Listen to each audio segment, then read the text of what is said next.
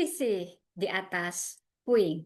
Saudara, saya ingin membawakan ini dan saya tahu Tuhan sedang bicara. Mungkin saat ini sebagian dari Anda sedang berada atau sedang berdiri di atas puing-puing, saudara.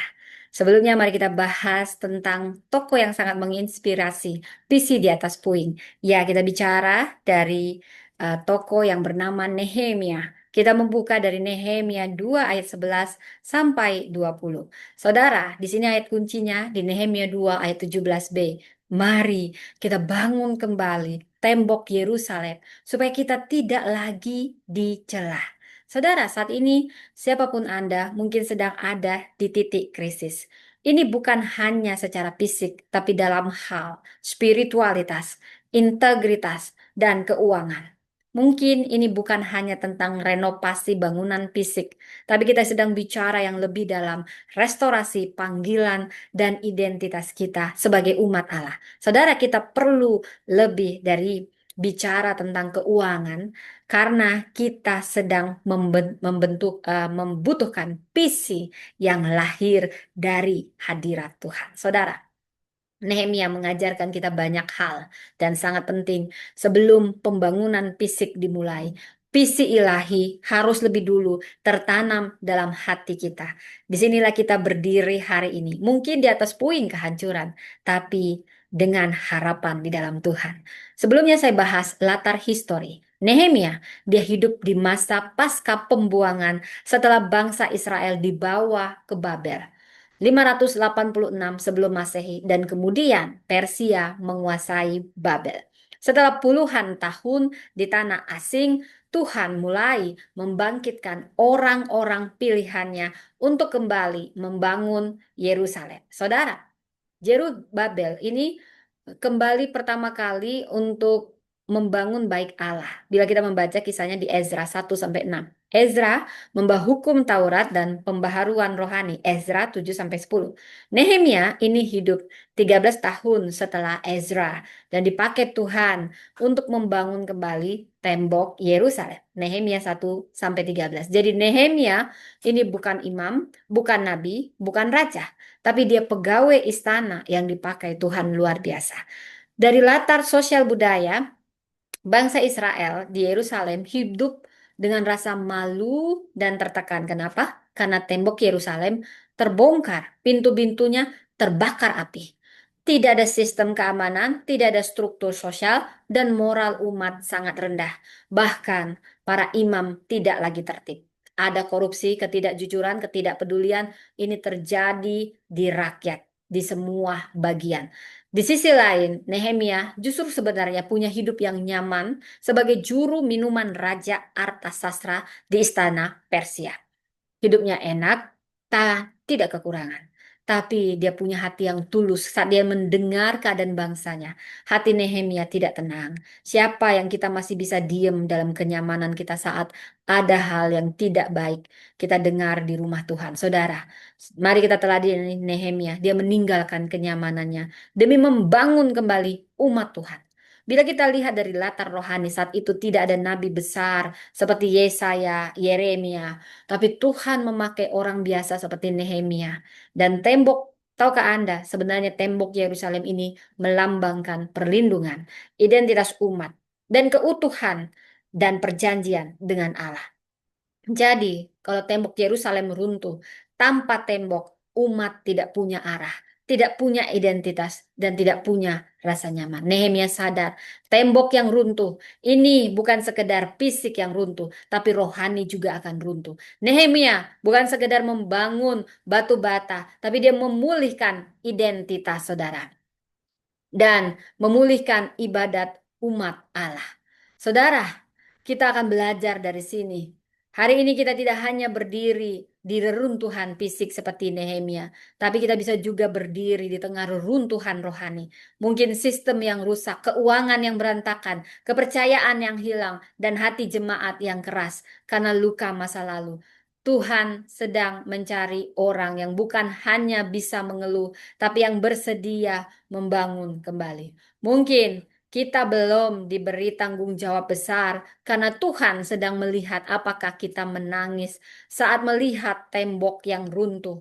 Apakah kita mau berdoa dan bergerak walau kita belum siap. Nehemia tidak dipanggil karena dia siap, tapi karena dia mau disiapkan. Tuhan tidak memanggil yang kuat, tapi dia menguatkan yang mau dipanggil. Tembok Yerusalem runtuh karena musuh, tapi tetap hancur bila umat tidak peduli.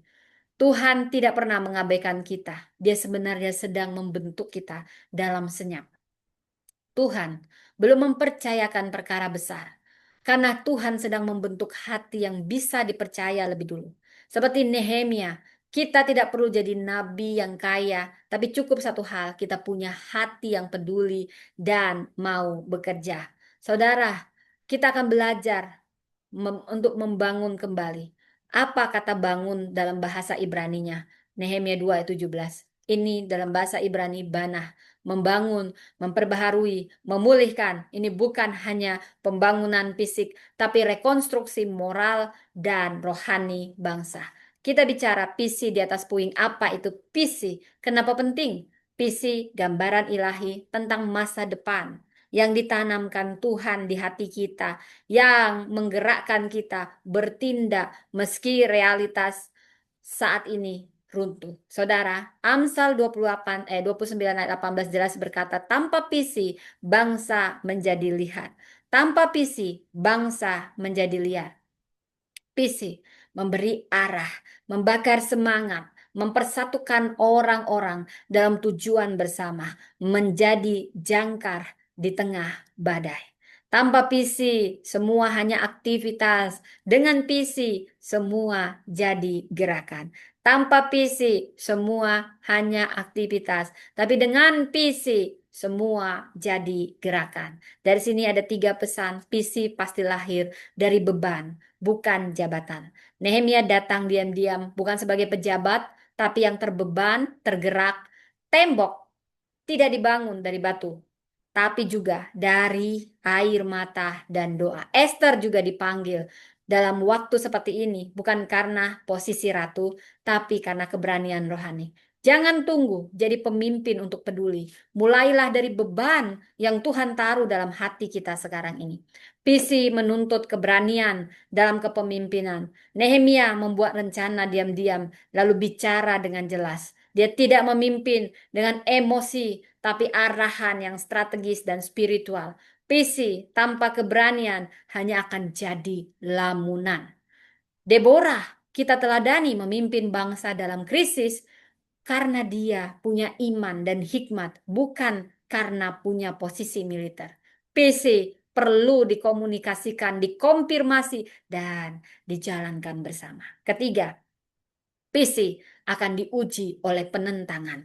Saat Sanbalat dan Tobia mengejek Nehemia, Nehemia dengan penuh otoritas menjawab, Tuhan semesta langit akan membuat kami berhasil. Dia tidak terpancing, tetap fokus. Kalau kita tahu siapa yang memberi kita perintah untuk membangun, kita tidak akan takut pada intimidasi atau ejekan apapun. Mari belajar juga dari Lydia, wanita pedagang kain ungu yang membuka rumah dan hatinya untuk pekerjaan Tuhan meski dikritik sosial.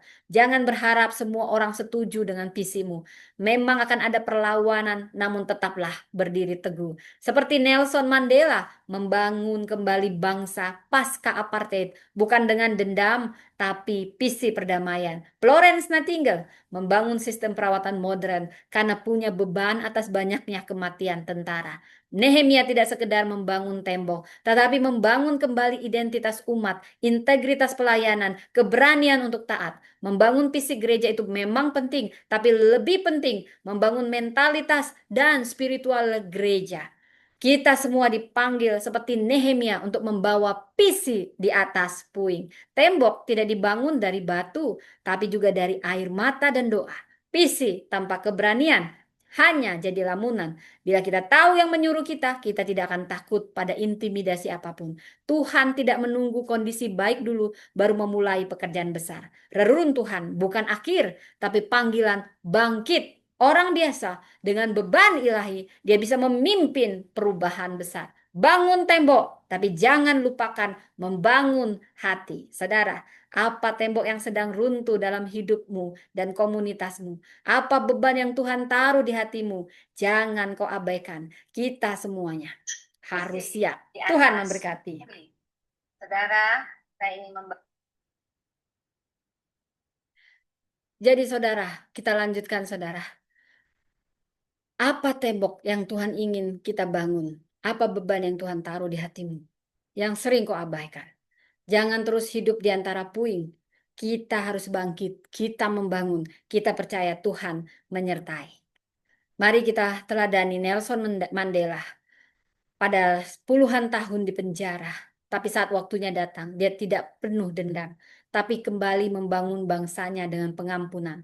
Florence Nightingale, dia kaya raya, namun meninggalkan kenyamanan untuk merawat korban perang dan membangun sistem keperawatan modern. Presiden Soekarno dibangun dalam penderitaan, dibuang, dipenjara, tapi disiapkan untuk membangun kemerdekaan. Saudara, apa yang Tuhan taruh di hati itu bukan kebetulan. Jangan abaikan. Mari kita peduli membangun. Tuhan tidak pakai yang besar, Dia pakai orang-orang yang mau dipakai untuk membangun. Tuhan memberkati.